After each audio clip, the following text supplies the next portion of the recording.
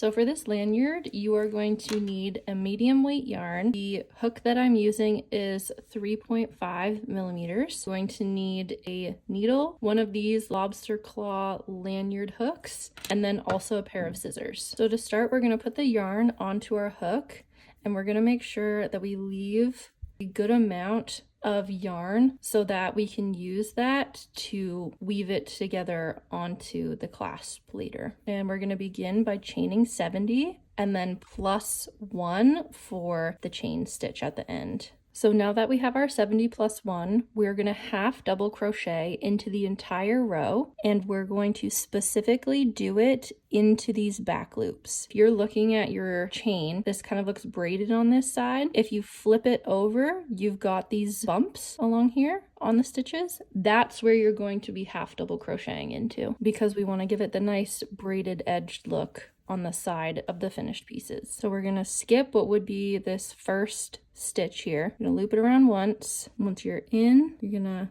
yarn over, pull through. So you'll have 3 loops on your hook, and then you're going to yarn over and pull through all 3. So that's your first stitch. And you're just gonna keep doing the same. You're gonna yarn over, go into this back loop, yarn over, pull through, yarn over, pull through all 3. So you're going to continue doing half double crochets for the whole rest of the row. Okay, so now that we're done with our first row and we've done our final stitch, I'm going to turn my work. I'm going to chain 1. This chain is going to act as our first stitch in the second row in order to have 5 stitches before I get into the modified puff stitch. So from there, I'm going to skip this very first stitch right beside my chain, and I'm gonna do 4 single crochets. So for my single crochet, I'm gonna go under both of the pieces of yarn. I'm gonna yarn over and pull through, yarn over and pull through. So now I have 1, 2 stitches. So we want 3 more to make a total of 5. There's 3.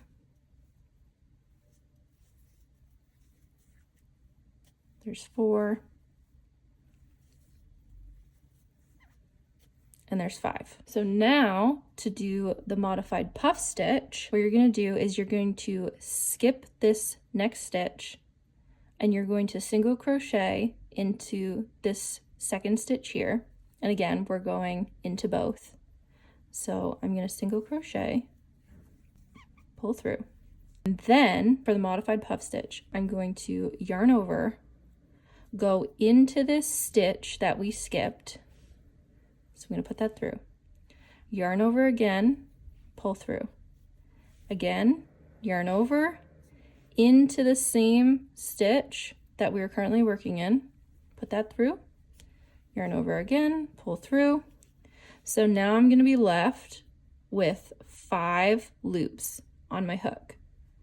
So I'm going to yarn over, pull through 4 of those loops. This might be a little bit difficult. Just be patient as you're pulling it through. So now you have 2 loops left. So now we're going to yarn over again, pull through those 2. And that is your first modified puff stitch. And we're going to keep doing that until we have 5 stitches left on the end of the row. So again, we're going to single crochet into that second stitch so that we have this stitch left open. Then we're going to yarn over into that skip stitch, yarn over, pull through. Then we're going to yarn over again into that stitch, yarn over, pull through. So we're going to have 5 loops on the hook. We're going to yarn over and pull through 4 of those, have 2 left, yarn over, pull through. We're going to keep doing that. Okay, so now that we're finished with our modified puff stitches and we're down to our last 5 stitches in this row, we are going to go back to single crochets for the last 5.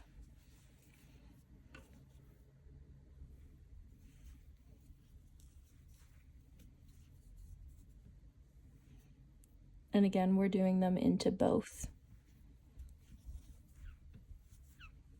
So now that we finished that row, we're going to flip our work, we're going to chain 1, and then we are going to repeat exactly what we did for the second row. So again, this chain is going to act as my first stitch, so I'm going to do 4 single crochets, and then I'm gonna get back into my modified puff stitch.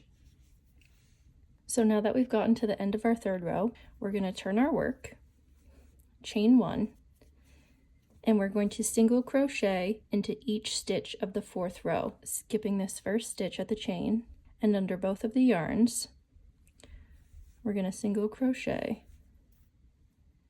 and do that all the way down for all 70 of the stitches. And again, a single crochet through, yarn over, pull through, yarn over, pull through. So now that I'm done single crocheting my last row, I'm going to yarn over and pull through the hoop of the end of my last stitch and just give myself more of a tail and cut so that I can pull through and fasten this end off. Just gonna pull it nice and tight. So now that you're done, you're gonna pick which side of the work that you like the best. They're fairly equal. You might have a couple mishaps on one side that you kind of want to hide. So like for instance, I ended up with this jumbled mess here.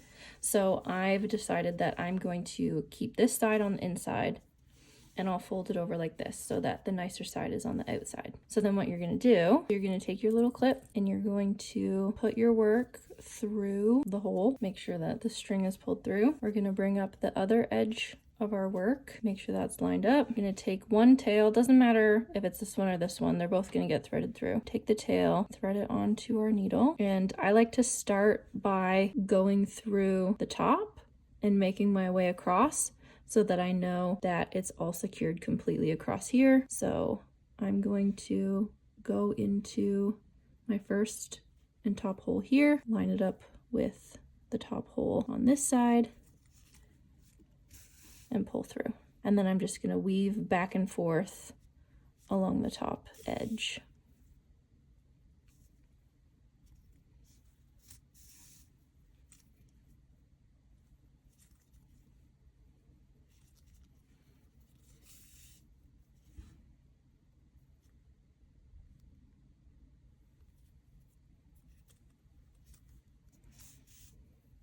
And now that I've gotten over to the other side, I like to wrap this around so it's coming around the outside and then back through those end holes there.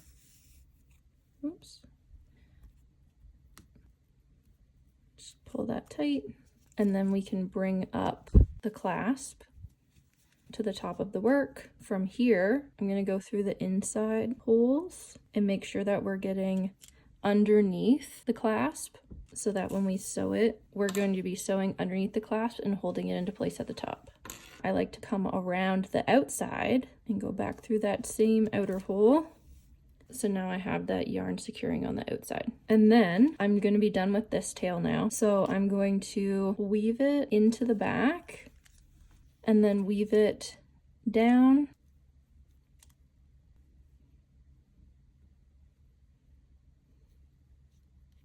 And then I'll weave it back up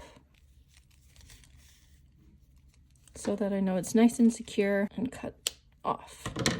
So now I'm going to take the other tail, I'm going to go underneath the clasp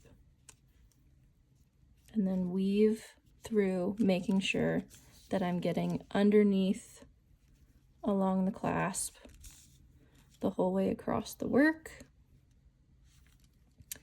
And then when I get to the last, I'm going to come out this side, loop back around so that we have a nice security there. I'm going to put it through the back so that I can weave in the ends on the back side, and going down the stitches and then back up again, just to make sure it's nice and snug and it's not going to go anywhere.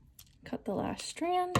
I like to do the small wrist strap because I actually like to use it on my phone, but you could also use this for your keys, or if you wanted to make the lanyard even longer and use it as a neck lanyard, you could do that too.